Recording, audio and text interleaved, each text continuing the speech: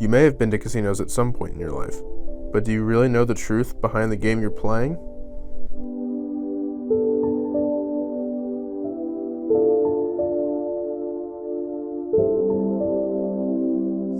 And the casinos were very polemic or very controversial when they came out. But the truth was, that's all the federal government gave us. They didn't allow us to go into a lot of businesses simply because the way our credit was restricted, we couldn't invest in others. Now, I'm Cherokee. My children are Cherokee, my mom's Cherokee, and so I'm part of the Cherokee tribe. So growing up in Oklahoma in the 70s, 80s, and 90s, that was before gaming began. So there were very few scholarships available. I didn't get a single dime for being Cherokee. All we really had was commodity cheeses, USDA surplus that was made available. It's basically like the WIC program that was available for Native Americans, and we qualified economically. So growing up in Indian country was, back when I was a kid, was healthcare at a clinic where you sit and wait in line for a very long time until you finally get, your whole day is gone. You take grandma there and you sit and sit and sit. And then you could have commodity cheese, powdered milk, USDA cornflakes, cooking oil, some very basics, and that was about it. That was it. And then because my mom was very interested in culture, she would take us on vacations, and often we would go to Tahlequah to see the Trail of Tears. And so we get a little bit of sample of culture. The Trail of Tears occurred in 1830 after the Indian Removal Act was passed by President Andrew Jackson. Tribes traveled as much as 5,000 miles over land and water.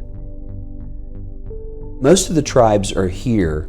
In fact, I think all the tribes that are here were moved from somewhere else. The Modocs came from California, or the West Coast. Cherokees came from North Carolina, Georgia, into Oklahoma. And all of them, the Potawatomis came from Chicago, then came to Kansas, and then came to Oklahoma. All of them call it Trail of Tears, Trail of Sorrow, Trail of Death. So it was a sad time to come to Oklahoma. How incredibly important are the tribes to the state of Oklahoma? They are the reason Oklahoma exists. There are 39 tribes in Oklahoma today, but only 5 are indigenous, meaning they are specifically native to the state. Before being called indigenous, the 5 tribes were referred to as the 5 civilized tribes. They were the Cherokee, Chickasaw, Choctaw, Seminole, and Creek, or more commonly known as the Muskogee. Tribes are part of the community. Their history and their culture is bound up in the history and the culture of the state of Oklahoma. And when we work together, we have better roads, better entertainment, better opportunities, and a better state. And that always, regardless of the community, when you work together, collaborate, and communicate, you're always going to have a better system. But this opportunity did not come immediately for the tribes. They would continue to encounter setbacks, the biggest of which would potentially be the Oklahoma Land Rush of 1889. Approximately 50,000 settlers showed up to race across the plains of Oklahoma, hoping to get their own share of the 2 million acres being given away by then-President Benjamin Harrison. However, the land had already been promised to the natives. You have Irish who were coming over from Ireland after the great potato famine, and they just wanted land so they could build their own future. They had no idea that the land had been taken from the natives and given them to run across and take again. So they had no idea that they were participating in a land grab. They were just grateful for the opportunity to be somewhere where they could build something with their own hands. The black community around the United States was hoping that Oklahoma would become an all-black state. One of the first statewide elected officials was a black man. And there are a lot of traditionally black towns here in Oklahoma because of the hope that Oklahoma gave that this would be a place where we could be free. This was a place where we could build something for our families that would be secure. And so the tribes were already here. They were promised that if you go to Oklahoma, you'll be safe. And then all of a sudden there's a land run where we told the Irish, if you come over here, you can build something. And then the black community around the United States, where they were wanting to come. So in my district, there is Brooksville, Oklahoma, traditionally black town, Bowlegs, Boley. There's a number around the state. So we have a rich history in our own melting pot within a melting pot. And what was the common denominator was people who just desired to be free from oppression or free to build something of their own. Over the next 140 years, the tribes would face both social and economic hardships. It wasn't until President Ronald Reagan signed a piece of legislation that would allow the tribes to return to a self-regulated economy. So, I can't speak to Reagan's involvement, but I believe he probably was president at the time, because Daniel Inouye from Hawaii, Democrat senator from Hawaii, he was I believe a Medal of Honor winner. He was a decorated World War II veteran. He's the one that crafted the Indian gaming and made it available. And quite frankly, a lot of the tribes were opposed to it when it came out. But at the end of the day, they said, do you want to continue with nothing, or do you want to take what the federal government has given you? And that's all they gave us. Well, gaming came about in the early years in the Butterworth case, Seminole case, and then led into Cabazon, but it's bingo. Well, it's referred to as Class 2. The Class 2 is bingo, but the tribes in the 70s and 80s started running bingo halls. Small ones that grew. In 1983, I started at Otoe, Missouri, when I was at Oklahoma State, and it could house between 4,000 and 6,000 bingo players. They brought in 129 buses on average for the first 2 years I worked for them, from around 27 states to play high stakes bingo.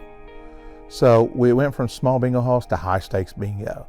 And if you look at the history and read all the stuff during the 80s especially, there's always that reference to high stakes bingo. So as that grew, like I said, Otoe, Missouri did that at Otoeplex back in the day, at Red Rock, Oklahoma. And then you had other properties starting to do that. They weren't running, they would probably sit 2,000 to 3,000 people on a weekend. You could get that easy. Otoeplex, when the Otoes did it, they ran every other weekend and pulled in those crowds from those areas. Filled up all the local towns, Enid, Ponca City, anywhere that there were hotels, motels, were filled up. So it even then it showed that it was a boom to the local economy. Bingo came in where there was actually a cash-based game. We started getting more revenue in. And then with the Indian Gaming Act, we were able to start investing in casinos across Indian country. And then the cash began to really flow. And there was enough cash flow to actually start investing in things that the tribe really wanted. All of a sudden, tribes ran bingo halls, and all of a sudden they started to have this influx of cash. Maybe $100,000, $200,000 a year. May not sound like a lot, but it's a whole lot of money when you can decide how you spend it. No one else decides it. But for the tribes, it was good. It didn't make them rich. I mean, you had a lot of expenses. Like anything else, you're playing out big prizes.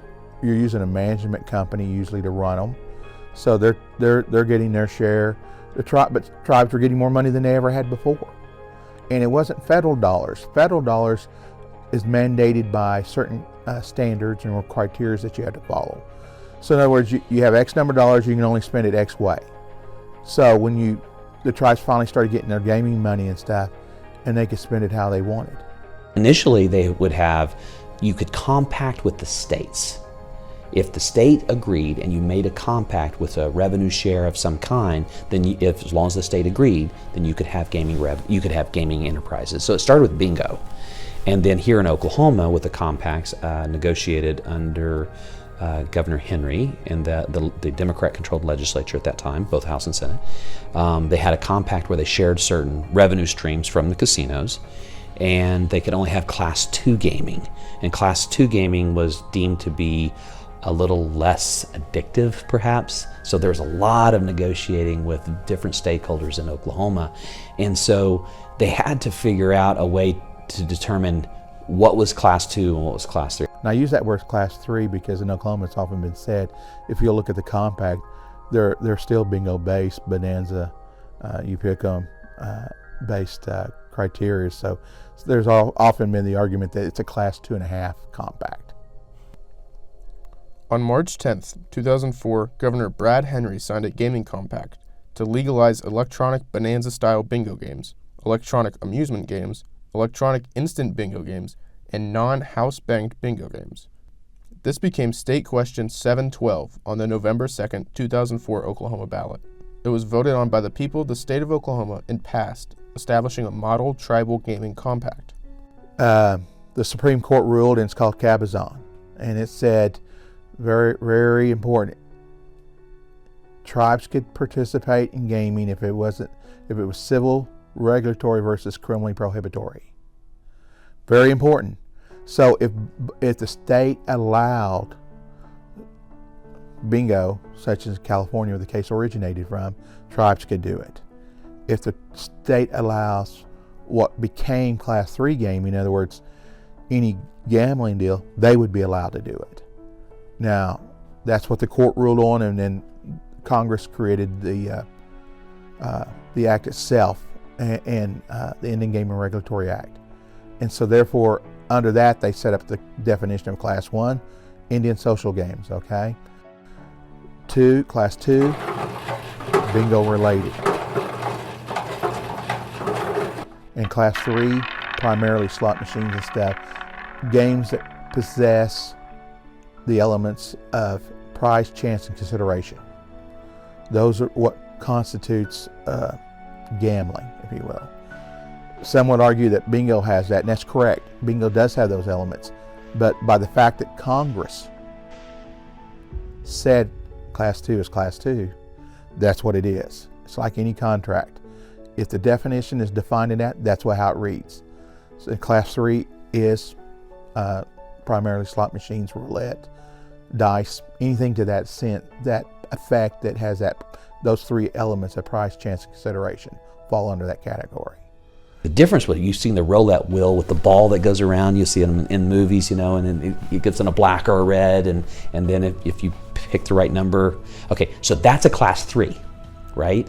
And so they can't have that roulette wheel because that's a Class 3. So what they did is instead they got a roulette wheel and revamped it and put poker cards, and it would go around like you put a poker card in your bicycle spoke and it going brrr, that's how so it's almost identical game except there was no ball.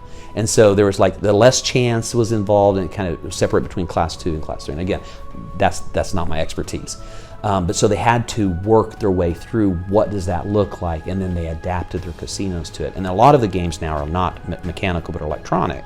And so inside that was mathematical formulas and algorithms that adhered to the Class 2 versus the Class 3. So that's how that all about. That was the explosion in the 80s, and then in the 90s you started seeing tribes getting compacts, and then you seen tribes like Oklahoma, and we didn't get compacts. We were battling an uphill battle. But technology, if you read the act itself and also the Senate Report 555, it talked about the use of technology and what it meant, what it was, and that's communication satellites. Phone lines, all types of things. When you read that, the manufacturers, of course, are geniuses, right? They started utilizing and putting that technology together, and they came up with an electronic version of bingo. And boom, you have an explosion. It's created cash flow in Indian country for tribes to actually start investing in themselves. And when I say investing in themselves, it's like language programs, scholarships, buildings, programs, daycares, expanding WIC, women and infants and children. And so a lot of these programs would not be possible if it weren't for the casinos. And so again, gaming had to be compacted with the states according to the federal regulation that authorized it, and then the compacts had to be made with the states that they resided in. And so Oklahoma agreed to, made a deal with the tribes, and we've had casinos popping up ever since.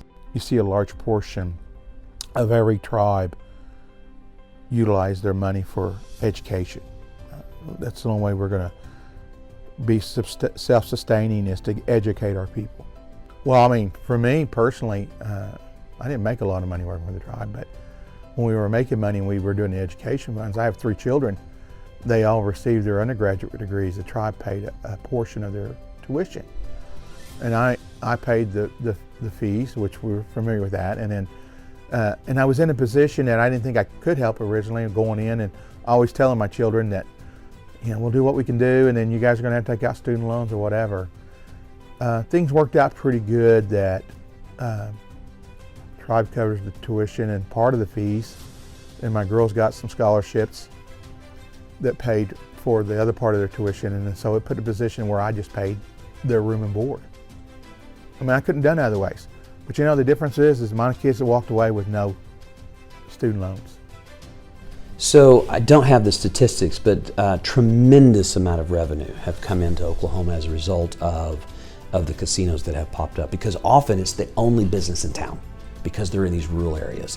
Now the Chickasaw Nation have their Thackerville Casino, which is just across the border from Texas. When you go through their parking lot, it's Oklahoma, Texas, Texas, Texas, Texas, Oklahoma, Texas, Texas, Texas, Kansas, Texas, Texas, Texas. And so it is bringing in tremendous of out-of-state revenue into that local economy, so much so that they've got an amazing interchange of highways. You know, they have one of the, I think, the largest casino under one roof on the planet. Windstor Casino is owned by the Chickasaw Nation and has roughly 600,000 square feet of dedicated gambling space, making it the world's largest casino. It contributed massively to the Chickasaw Nation, posting a net revenue of $1.4 billion for the fiscal year of 2017. Those casinos created a cascading opportunity effect with the revenue that came in and the ancillary businesses that grew up around those casinos. It has a tremendous impact, and you can see it reflected in a robust language program, health clinics, even hospitals. The Cherokee Nation's built a huge hospital in Tahlequah, Oklahoma. The Potawatomi Nation, they have 2 clinics. One's on I-40 just west of the Grand Casino. The other one is between Shawnee and Tecumseh, Oklahoma. So all of these, so we have doctors who come in and work in the clinics. We have a radio station that's there in Shawnee. So all of that would not have been possible without the additional revenue flow from those casinos. Traditionally, Native Americans have had difficulty in getting access to capital. And so that's what CDFIs do, is provide access to capital. And what I would tell them is that, look, gaming may not be around forever. The state of Oklahoma might do a compact with non-natives, or we may saturate the market. What are you going to do to make sure that your economy doesn't collapse? And so what I was urging tribes to do is invest in your small businesses so that you have a robust, diverse economy, so that we're not just dependent on gaming in Indian country like we were just dependent on oil in the state of Oklahoma, right? We need to have that diversity, so if anything comes that disrupts the economy, we can survive. What started as a very controversial idea for both sides ended up with a considerable gain for the tribes and the local economies. Native Americans have a unique opportunity to bring in business that not many other places can offer because of the demand for gaming in America. This leads to more money being spent not only at casinos, but at surrounding businesses, thus increasing the economy of the tribes. Though there are tribes and reservations that still experience dependency on the government, many tribes have a better economy and more money than they ever have in the past. And that is the truth behind the game.